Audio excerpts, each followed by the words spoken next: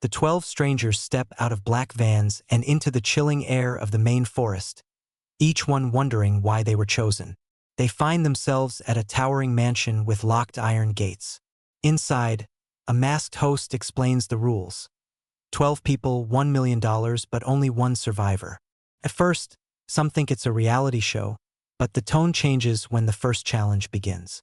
A puzzle room with collapsing floors forces everyone to scramble. One wrong move sends a contestant plummeting to their death, proving this game is real. Shock, fear, and disbelief spread like wildfire. Some try to quit, but the gates seal behind them, trapping everyone inside. They realize there's no escape, only survival. Panic turns to whispers of alliances as the survivors gather in the dimly lit dining hall. But even now, no one knows who to trust or who's already planning betrayal. The survivors gather their strength after the first terrifying loss, shaken but determined. They are led into the forest maze, its paths twisting like a labyrinth. Booby traps hide beneath the soil, and cameras capture every move. Alliances quickly form. Two friends bond over military experience, while another group conspires quietly. But trust crumbles when the first betrayal happens. One contestant lures another into a trap, leaving them to die in the snapping jaws of steel. Fear consumes the rest as the sound of distant screams echo through the maze. By the time they escape, only 10 remain. In the safety of the mansion, a folded note is discovered under a plate at dinner. Scrawled in hurried writing, it reads, "The host is not who you think. Someone here is helping them."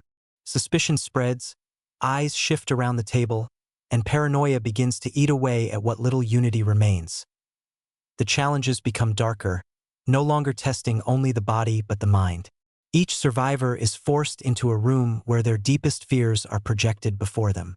Claustrophobic walls close in, illusions of fire surround another, while voices from the past haunt yet another contestant. Some break down while others grow stronger from their pain. But manipulation thrives. Two players twist the fragile emotions of the group, pushing rivals into dangerous traps. A fight breaks out in the mansion's courtyard, leaving one contestant fatally wounded. As the chaos dies down, the group realizes someone is missing. They find blood smeared on the floor leading out into the night, but no body. Whispers rise. Was the person taken by the host, or did another contestant do it in secret? The disappearance becomes a ghost hanging over the survivors, making every creak of the mansion floorboards sound like danger creeping closer. Trust is gone. The night grows colder, and secrets begin to unravel. Searching for the missing contestant, the group stumbles upon a hidden tunnel beneath the mansion. Inside are monitors showing footage of every room, every word, and every betrayal. Panic seizes them when they realize the host has been watching all along, controlling the game like puppets.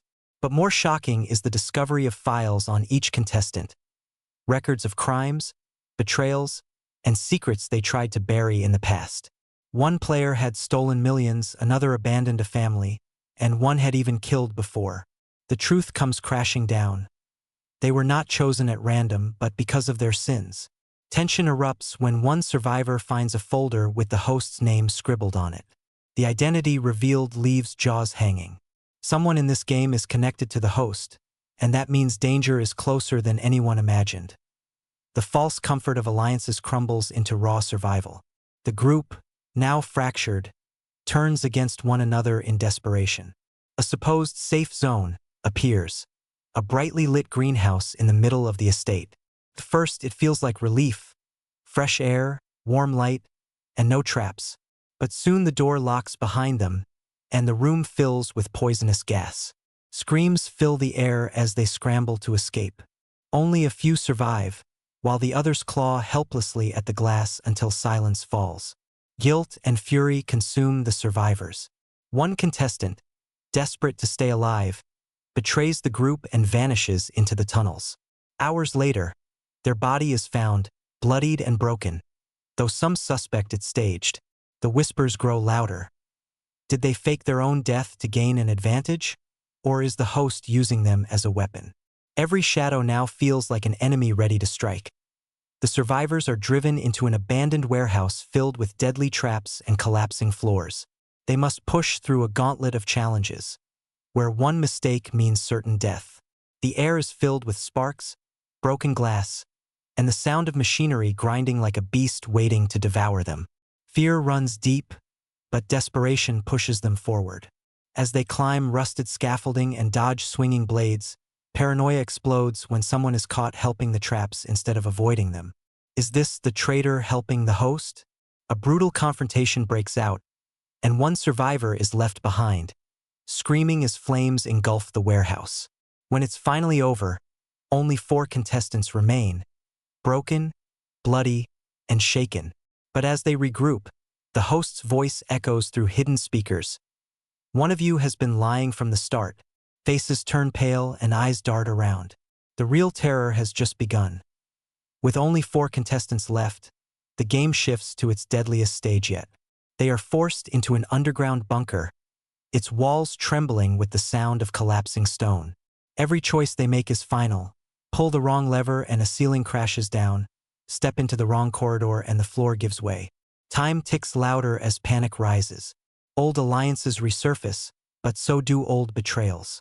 Each contestant knows only one can make it out alive. When they reach the central chamber, a shocking twist shatters them. The missing contestant from before steps out of the shadows, alive and armed, revealed to have been working with the host. The betrayal cuts deeper than any blade, igniting a vicious fight. As explosions rock the bunker, desperation drives the survivors into a frenzy.